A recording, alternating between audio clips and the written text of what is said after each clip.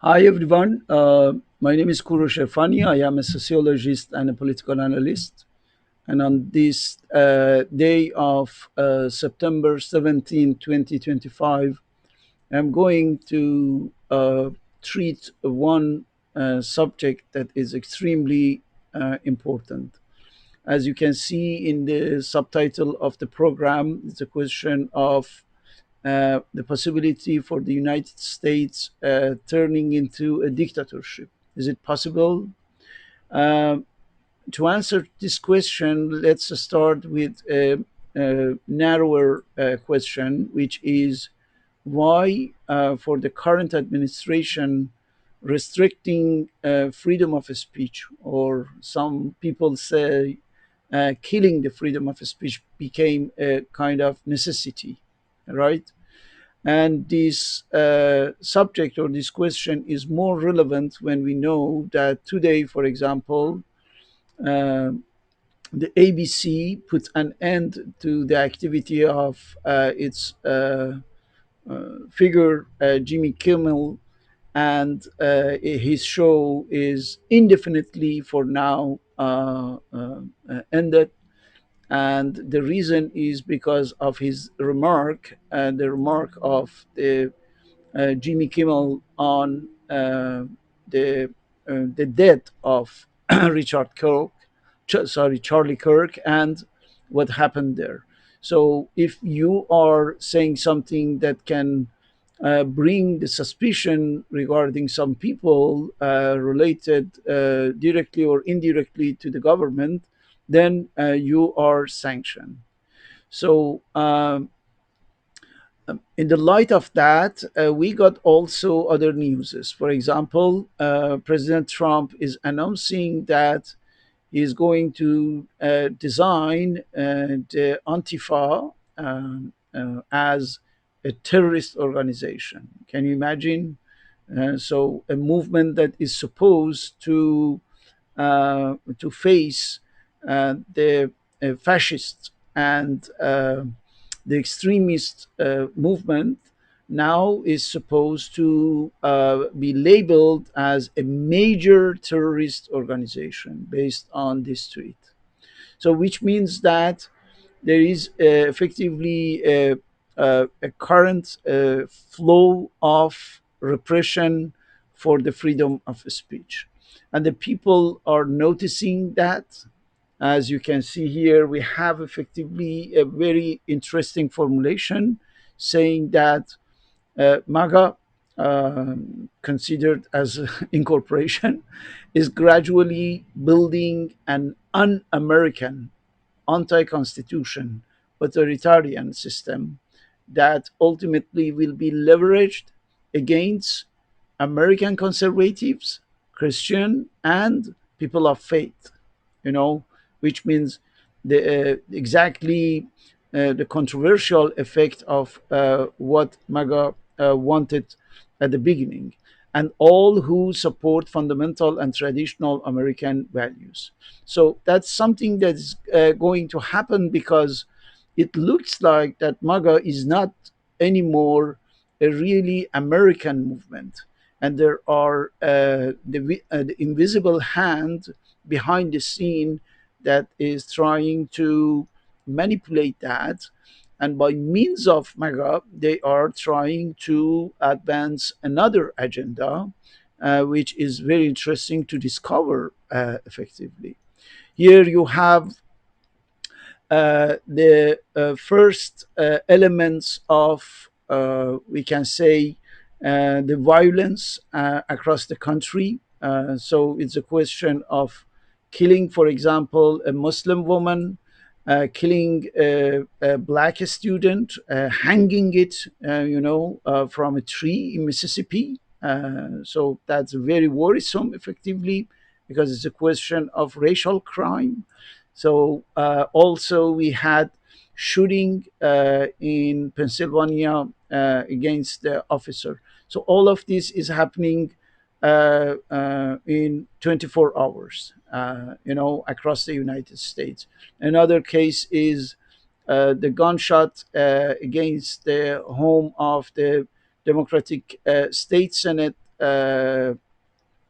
Meg Logran couple, and we don't know who it was, but this is happening, right? Or another decision here, to get rid of anyone who can be a burden for the administration. That's why now there is a judge who ordered that Mahmoud Khalil, the Palestinian student, should be deported to Syria or Algeria without having committed any crime. It's again, to restrain effectively more and more the freedom of speech to the fullest, right? And this is what they are trying to do. Now, beside that, we have also the warning by different people here. You have an interesting post from the Senator Chris Murphy talking about the takedown of Jimmy Kimmel being like the start of a campaign to use the murder of Charlie Kirk as a pretext, as a pretext to use the power of the White House to wipe out Trump's critics and his political opponents. So we can see that it's a question of uh, getting more and more to the core of the democracy, which is the possibility of criticizing the power, saying whatever you want in the frame of freedom of speech, and of course, hanging around the idea of establishing maybe a kind of silence regarding whatever the government is doing.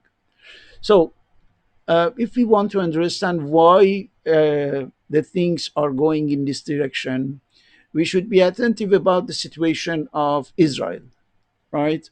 As the first force, as the first power of manipulation and lobbying here in the United States. Israel is in a very serious crisis. Look, here, for example, you have a debate in one of the Israeli TV channel, and they are talking about a failure in the operation that is right now going on Gaza. Right? They are confessing somehow. One of the analysts is telling that Hamas will not raise a white flag. Right? So they are saying that Tel Aviv has set two objectives for this operation: turning the captive and destroying Hamas. And look, the analyst Alon Ben David, one of the most famous analysts, political analysts from the right wing in Israel, is telling that in both of them, effectively, Israel failed, right? And it cannot be materialized, none of them. So, which means that Israel is effectively trapped in a kind of crisis that it had created itself. And right now we know that they are in a very bad situation.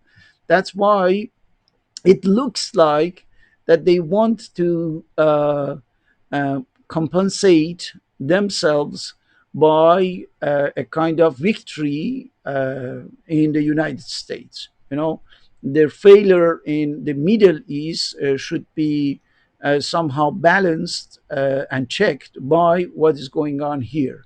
So that's why what is happening right now can be translated into what we can call a new McCarthyism, right?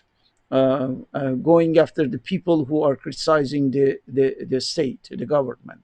But the difference with the traditional and historic McCarthyism is this one is a Zionist McCarthyism set up by the people under direction of Stephen Miller, the real president of the United States, we can say somehow, And the objective is very clear.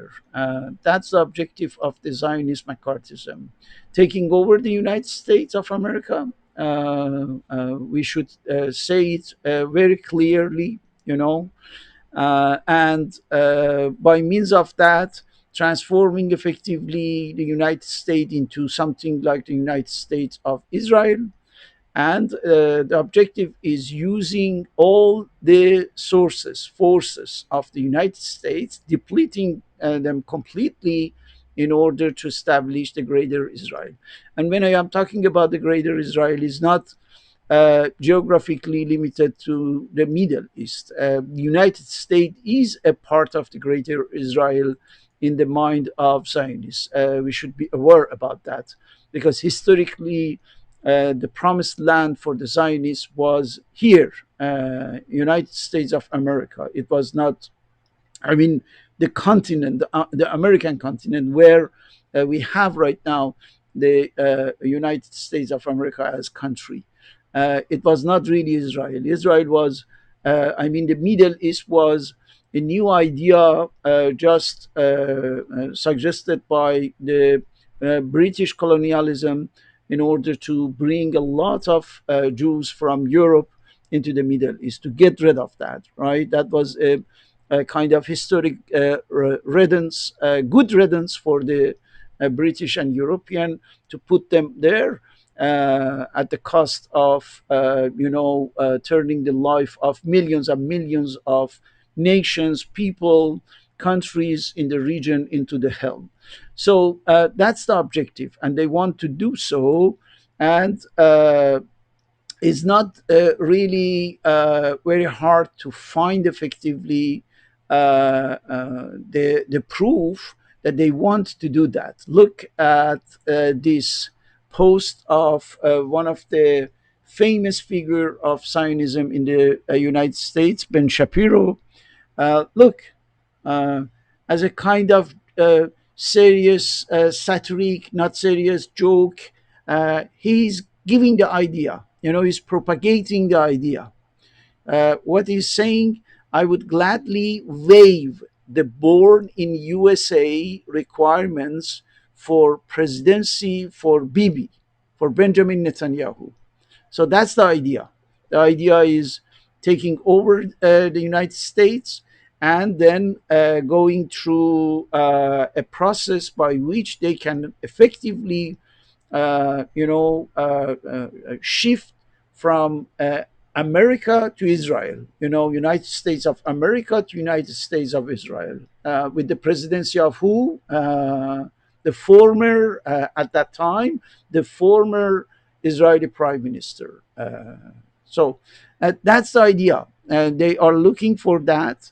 And that's why, if it's a question of national interest of the United States, we should think about keeping America for the Americans, giving the priority to the American national interest.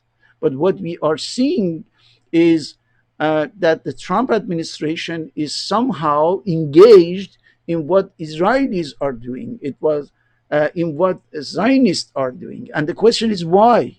Is it because the Epstein file? Is it because of the lobbying, or what? That's the question. And we should know that the people are, we can say, starting to get more and more awareness about that. Look at, for example, here we have a very interesting comment on the foot of one of the posts of the Ben Shapiro. Someone is telling, I just realized your entire business model of Zionism in the United States requires that us normal folk hate each other, which means that the American must fight each other, black, white, or other culture and nationality, with each other, in order to maintain and to ensure the interest of Israel. We should know that it's very important to clarify the distinction between Zionism and the Hebrew people, the Jewish people, right? Because the most serious enemy of the Zionism are the Jews, effectively, right? These are the people who believed in the Judaic faith, and they are completely against what the Zionists are doing, because they are telling us that the Zionists took over their religion, the Judaic religion, in order to do or to advance their political agenda. So that's why we need really a unity by Jews, Christian, Muslim, and atheists, in order to oppose to the ideology that is trying to put the people against each other, in order to propagate hate, hostility, animosity among the people, and at a given moment, even to trigger a civil war here inside the United States, and also the war across the world, the war in the Middle East, and why not a world war? We should be attentive about that, and we should think and proactively take action so that it doesn't happen, so that we can have peace, so that we can put an end to the genocide in Gaza. And with the two-state solution, we can go toward a real, durable, sustainable peace in the Middle East, and also in a global level. Thank you very much for watching this video.